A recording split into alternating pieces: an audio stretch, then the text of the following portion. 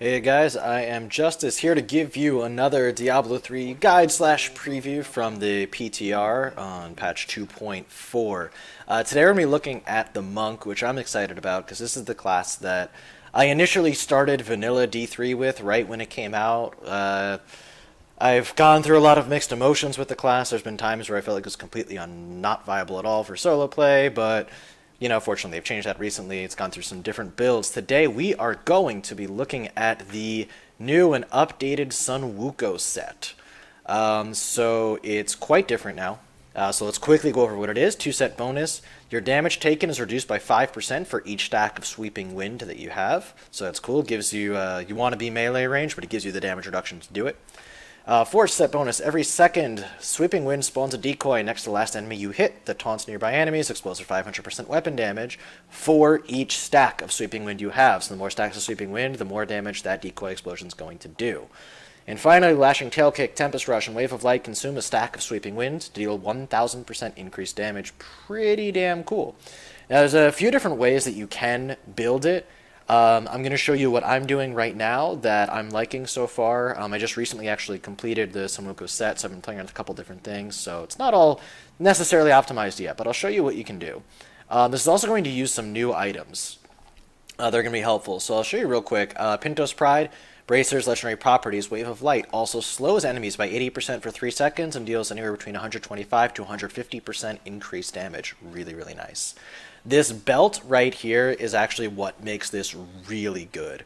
Kiyoshiro's Soul, Sweeping Wind gains 2 stacks every second. It does not deal damage to any enemies, which means you never need to worry about maintaining your Sweeping Wind again. It will always be up and pretty much near max stacks. And it rolls with a lot of Sweeping Wind damage, and you're between 100 to 125%. Mine rolled a little low, but what are you going to do? It is ancient, so I'm using it. So it rolls with a lot of Sweeping Wind damage and gives you those stacks. Really very cool. We're also just going to use Focus and Restraint, because we're going to be using both a Spirit Generator and Spender.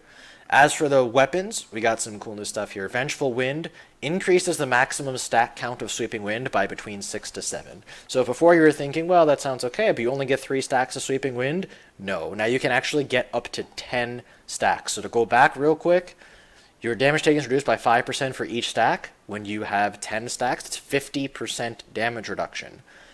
When the decoy explodes for 500% weapon damage for each stack of Sweeping Wind you have, that can be up to 10 stacks. It can be up to 5,000% weapon damage on the decoy explosion.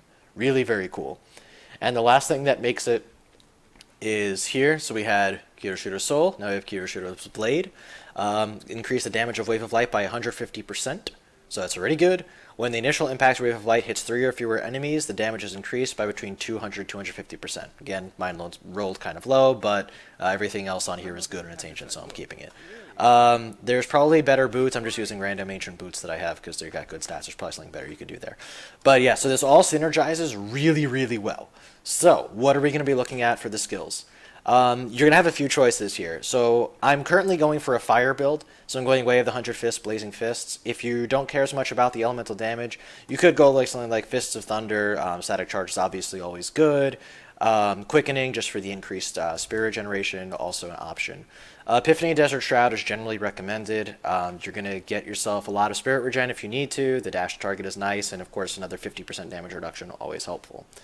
Again, this is a fire build. We are going to be going Wave of Light, Explosive Light. I like this one because it has the best AoE damage of any Wave of Light. Again, you have a few options for what your Spirit Spender is going to be. I'm going with Wave of Light for the really nice AoE. Again, we do need Sweeping Wind, so I'm just going to go with the Fire Rune. It gives us a little bit larger radius, and again, it's fire damage. Dashing Strike, Radiance. Really just doing this, Dashing Strike is to reposition. I like Radiance. Again, it's fire damage, which is cool, but also the increased attack speed is helpful to just put out as much damage as possible. As far as Mantra, right now, going Mantra of Salvation Agility to give increased resistance and dodge chance. As far as passives go, Seize the Initiative is very cool. It's when you hit something basically for the first time or anything above 75% life, more attack speed, more damage, more spirit generation. I do find spirit generation a bit of an issue. Right now I'm using Exalted Soul. Gives us more max spirit and spirit regen, which is cool. Mythic Rhythm is actually very cool here. So because we're constantly going to be attacking with our Way of the 100 Fists, every third hit, and again, we should be attacking very quickly because we have multiple things that are increasing our attack speed. The next Spirit Spender, so our Wave of Light, is going to have its damage increased by 40%. It's definitely noticeable. And then Harmony, again, just more resists, more survivability. As far as stats, here's what I'm looking at right now on my sheet. Kanai's Cube, I just have the Furnace going right now, just for the elite damage. Cinder Coat to reduce the cost of our Wave of Light, which is nice. And Unity, again, for more damage mitigation. As far as Legendary Gems, you can play around with what you want. Bane of the Powerful, I would say, is the only must-have, or Bane of the Trapped, rather, is the only must-have. Way too good not to be using. Right now I'm playing around with Bane of the Stricken and Molded Wildebeest Gizzard. Paragon points, pretty simple. You're just going to do movement speed up until 25%, which is the cap, and pour the rest into dex. Here, crit chance and crit damage, then attack speed, then CDR. Here, resist all, armor, life, and then life regen last. Utility, area damage is good. Resource cost reduction, very helpful. Life on hit, and obviously gold find last. So as I did with my last video, I'm just going to have this as a quick cutaway point, just for those who wanted to skip past this part and want to get right to gameplay. So hang on for 2 seconds, and we will get into a greater rift. For those of you who skipped ahead to the gameplay part, welcome. And for those who got here by watching the entire video, I appreciate that. Either way, let's get into some gameplay for the new Sunwuko set. Just to show off a little bit what it can do. Again, this isn't a complete guide, just to show what we're capable of. Let's go mid-50s, like we did last time with the Demon Hunter. It's not super high, but it's high enough that it's not complete garbage. And it gives you a pretty good idea of what the set is capable of. So let's go ahead and get into a rift here. If we pop Sweeping Wind, you'll notice that the stacks are just going up by themselves because of the belt. It's very, very cool.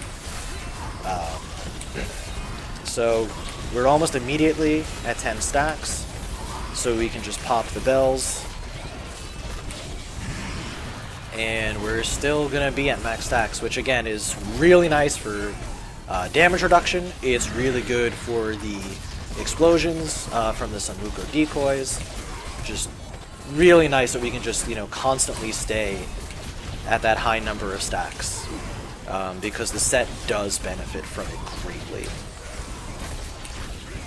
And obviously, we're not getting a ton of damage just from our Spirit Generator. Most of our damage is coming from the bells. But, A, it's partially Focus and Restraint, and B, because of Mythic Rhythm, our damage of Wave of Light is going to be increased by 40% for every 3 hits with our Spirit Generator. And you can see how it can just chunk when we take the time to do that. Whether it's worth it to do that or not is, I guess, debatable, but I like it. Makes me feel good because that way I'm able to just keep my spirit up, and yeah, you can see how quickly even high health, high toughness monsters drop. So yeah, it's not entirely dissimilar to the way the old Sunwuko set played, which is just very Wave of Light oriented. Was one way it could be done anyway. But yeah, we just go in, and I will say, for those who are wondering, like, my gear is decent, certainly not completely optimized. My main hand weapon, it rolled low on Wave of Light damage, but the weapon itself rolled pretty well. The offhand actually rolled fairly poorly, so that is a factor. So I just want to, let you guys know, if you're wondering, we're a little bit behind the curve right now, but we'll get there once we get a pack. The density so far has been not great, and we've had no elite packs yet. So once we start getting a little better density and maybe some elite packs, we'll get there. So again, my damage is a bit low. I only have a couple pieces of ancient gear, so my gear isn't absolutely fantastic right now. But you can still see the damage potential. Like, if you're paying attention, some of those crits are pretty frequently 5 billion or more, which is definitely not terrible. Alright, so here we go. We're going to do an elite pack. You can see actually how quickly everything's dropping. I'm just going to go ahead and pop my Epiphany Desert Shroud. Both just make sure that I stay alive, and for the Spirit Regeneration. But yeah, the Wave of Light's definitely chunk hard. And there you go. So, as promised, we are now ahead of the curve. This is going to be interesting. Again, we do have a lot of damage reduction, but we are still melee in the middle of a lot of things. We have to be careful. So you can see that just spamming Wave of Light is not completely feasible. It is why I'm hitting a lot with my Spirit Generator. It's also why we chose the Exalted Soul passive, is just to make sure that we do have the Spirit necessary. Because this is a pretty AoE-centric build, you really don't want to just be sitting, you know, just trying to kill one thing, wasting all of your Spirit on Wave of Light.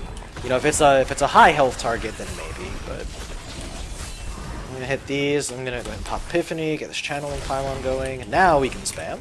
Now we can spam all day. But yeah, if you watch the damage, I'm still trying to figure out exactly how to hit perfectly with Wave of Light to make sure that it's getting its full amount of damage. I feel like sometimes it's right and sometimes I'm not doing it properly, but yeah, you can see the crits are typically around 4 to 5 billion. I've seen a couple 6 billions here and there, but typically around 5 billion or so. Which, I mean, for an AoE-centric build, sure isn't bad. Alright, so our channeling pylon is gone, so we do have to be a little more judicious with our use of Wave of Light. But yeah, the damage output is pretty nice, actually. And it's good to see, because there was a time where Sunwuko's was the only way to go if you were a solo monk. And it really has been outclassed recently, which is why they went ahead and redid the set. And I think they did a good job. I definitely like it. I will say that it feels like a very well thought out set because of all the new items that work with it. You know, the belt that gives us constant sweeping wind stacks, the weapon that increases the sweeping wind stack count. You know, everything really works very well together. And I feel like it's very well thought out, which I appreciate. You know, because some of the sets have kind of felt like, whoa, okay. Got a little cocky there. Thought I could live. Almost lived. Some of the sets have kind of felt like, you know, okay, I need to stop doing that. You know, one random set has, or one random skill rather, that you wouldn't normally use just has, you know, an absurd amount of damage just because. I'm just gonna pop Desert Shot, make sure I don't do anything stupid here again, even though there's no reason I should be dying there. Alright, well good, there's a pack here, that makes me feel better about popping the Desert Shot. You know, so this feels much more well thought out, so everything synergizes together extremely well, which is nice because it really makes you feel like when you have all the items, you're really doing something that makes sense, rather than just using some random skill because the game told you to. With that said, I will say that if you don't have all of the items, it's almost not worth using the set. If you're missing just the belt or just the weapon, it's almost not worth doing because you are going to miss out on a lot of what makes the set good. If you're missing just like one item, it certainly might be playable, and I'm not going to say that it's not. But you're definitely missing out on a lot by only having all but one piece, for example. So the set synergizes very well, and it feels very good to play with when you have all of it. I actually just completed all of the items I need, not just the set, but the complementary items, maybe a half hour or so ago, or maybe like an hour. I've run a few rifts with it to make sure that I could at least pretend like I know what I'm talking about before making the video for you guys. But yeah, that's the thing. So the good part is the set feels very complete, and you really feel like you're doing something that makes a lot of sense when you're playing with it. The bad part is that it can be frustrating just waiting for that one drop, especially because there's two different weapons. It's not even just one weapon you need, there's two of them. And as we all know, gambling at Kadala for a weapon is a fool's game. You can, of course, use the Kanai's Cube to, you know, try to upgrade rares into legendaries. Even then, it's still pretty iffy. Certainly better than gambling your blood shards for it, I will say that much. But yeah, so there's 2 different weapons that you need. There's belts, there's bracers, so there's certainly a lot of pieces that make the set work.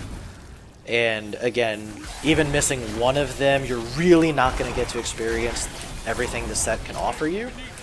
But when you do have all of the pieces necessary, the set feels very good to play with. And again, keep in mind that, as I said, my gear is, at this point, okay. I didn't spend the time to, you know, get full, you know, ancient Sunwuko set or, you know, anything. One of my weapons is ancient, the other one is not. And as I said, the offhand actually rolled quite poorly. And I'm not taking my own advice here, I'm sticking around just trying to kill one thing. I'm probably actually going to end up re-rolling that offhand. I just wanted to wait on that just in case it rolled even worse than what I had right now. Because that would have been awkward as I'm trying to make a video to show off the set to you guys so you know what the new Sunwuko is going to do, and then I make my weapon even worse than it already was. Would have been awkward. So, but yeah, I mean, you can see though, we're pretty far ahead of the curve here. Like, I have no worries about whether or not I'm going to finish this rift in time, you know, and this is 55, which again is not, you know, trying to, you know, push the top of the leaderboards or anything, you know, like that, not by any stretch of the imagination, but it's also not nothing, you know, it's not something that you can do just by putting, you know, putting any pieces of gear on your character and going, so that's kind of the middle ground that I'm going for right now. Just to show that it certainly is capable of pushing higher level, greater rifts if you want to spend the time and, you know, get more ancient pieces of gear and whatnot. But if you're, you know, only aiming for, you know, mid-50s, you're not trying to push the high end of the ladder, you just want to make sure, you know, you're getting a decent number of drops at the end of your rift, and, you know, your blood shard count is decent, whatever. Like, you can definitely do that with this build without, you know, being full ancient everything. So that's kind of what I'm trying to show you guys. But yeah, overall, I'm definitely a fan of the set. I'm gonna die here if I'm not careful. I'm gonna pop my Desert Shroud just to try to be on the safe side. I might die anyway. Yep, there I go. I kind of got stuck in there and couldn't dash out for some reason. That was odd. I don't know. Either way, though, and especially if you're not a noob like me and you don't just throw yourself into your death for no good reason, you'll probably be in even better shape. That probably helps, not like just getting yourself killed for no particular reason. I would imagine. I can't speak from experience on that subject, but I would imagine if you don't just throw yourself into your death constantly, that the game is even easier. Probably. So yeah, that's pretty much it. And the set overall is fairly straightforward to play with. Again, it is typical focus and restraint. Oh yeah. All right. So Perdition is my nemesis, my personal nemesis. But you can see how the bells just chunk his HP really hard. I'm gonna pop Desert Shroud when I get to about 50% of his life before he starts going nuts. Alright, let's pop it. But yeah, well, Dashing Strike just to get a little attack speed buff. But yeah, you can see these bells. They hit hard, like really hard. Especially when you get the Mythic Rhythm and I actually hit them in the right spot, which I'm really bad at apparently. But yeah, pretty easy, all things considered. Again, if I didn't throw myself into death a few times, it would have been even faster. But we still had 5 minutes to, or not 5 minutes, 3 minutes to spare. But again, this was me playing like a dummy, and my gear being only so-so. But really, again, this was not a guide of how to hit the top of the leaderboard with the new Sunwuko, but just to show you what it's capable of if you do improve the gear. And again, my build may not be perfect. I'm sure you guys can improve on it. But if you do really work to get the gear, I do think this build is definitely capable of pushing pretty high up on the leaderboard. So hope you guys enjoyed. Any questions or comments, leave them below. If there's anything specific you'd like to see, if you let me know quickly, I might be able to make sure that I get a video in. I am going to be doing Diablo 3 PTR stuff all of this week. So yeah, I hope you guys enjoyed the video. If there's any formatting changes you'd like to see, let me know. Other than that, again, I hope you enjoyed it. Hope you learned something, and come back should be tomorrow for a new video. I'll see you guys then.